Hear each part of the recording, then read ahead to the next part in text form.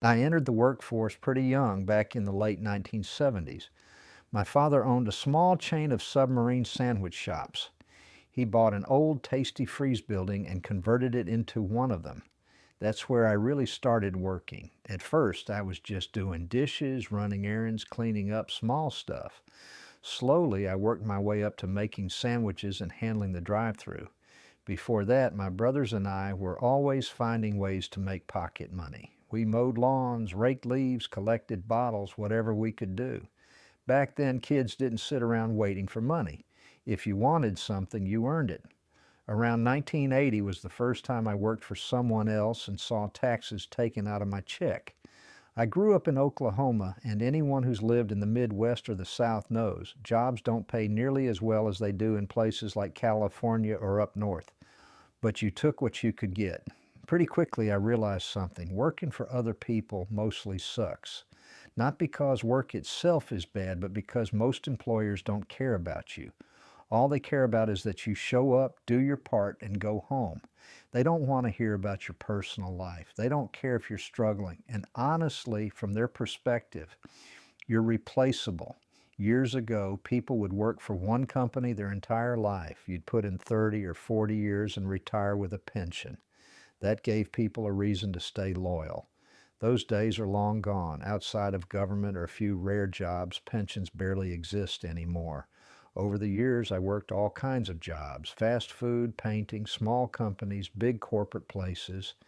And I can tell you this, small companies were almost always better. When you work for a big corporate machine, Burger King, Walmart, places like that, you're just a number. The topic of this video is something people argue about constantly. Nobody wants to work anymore. I don't think that's entirely true. I think people don't want to work for companies that don't care about them, offer no future, and pay wages you can't live on. Most of my career was spent working for major newspapers: the Denver Post, Fort Worth Star-Telegram, Las Vegas Papers, St. Paul Pioneer Press, Des Moines Register, and others. Many of these were union shops, and that's where I made the most money. I realized early on that if I stayed in Oklahoma, I'd never make a decent living. So I left. I went up to Ohio first, then moved around and eventually fell into the newspaper printing trade. I learned the skill, worked my way up, and ended up on the big presses at big papers. Union shops were good jobs. You had enough people on a crew, the workload was manageable, and the pay and benefits were solid. But over time, even that started to fall apart. Big corporations bought up the newspapers. Companies like Gannett took over.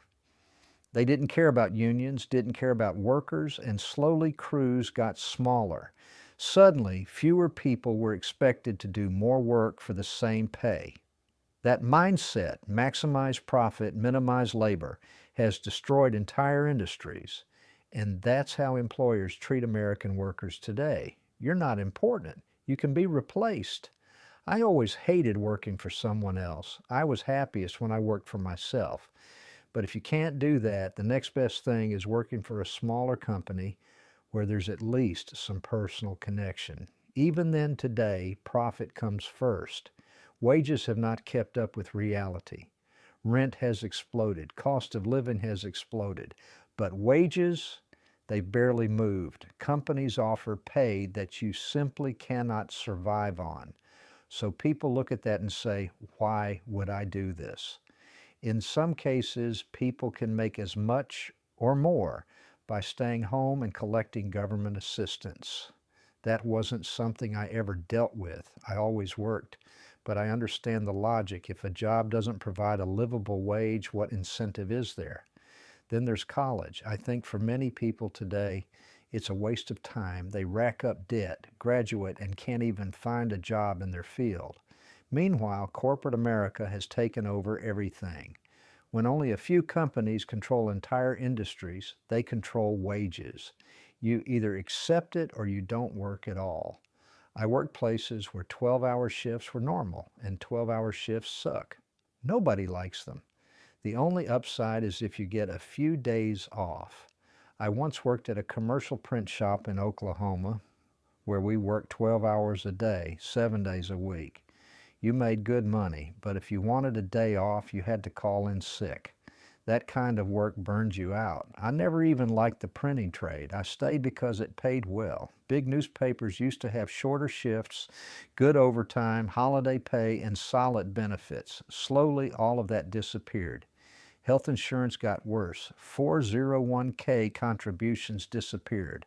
Benefits that once made jobs worth staying at were stripped away. And again, it all circles back to greed. Some people are stuck in terrible jobs because they have no choice. Not everyone can walk into a high-paying union job. Not everyone has the skills. Some people were never taught those skills. I've seen it all. Some people can be trained, others simply can't. And a big part of that comes from how people are raised. Kids today often grow up without one parent in the home. That matters. Skills that used to be passed down, mechanical skills, work habits, responsibility, just aren't taught anymore. My father took us to work with him. He wasn't trying to train us for his job, but he taught us work ethic. He got up at 4 a.m. every day. We saw that. We learned that responsibility comes before comfort. That shaped me. It made work feel normal. Something you do, not something you avoid. Today, workers are treated like numbers. Employers know that when you walk out, someone else will walk in. There's no loyalty, no respect, no trust, and companies created that environment. So yes, there is laziness today, but I also understand why people are burned out and fed up.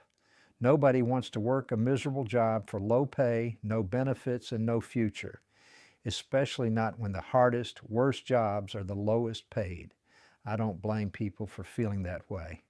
I'm just glad I don't have to deal with it anymore.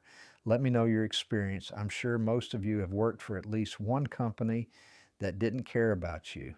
Drop your thoughts in the comments. Thanks for watching.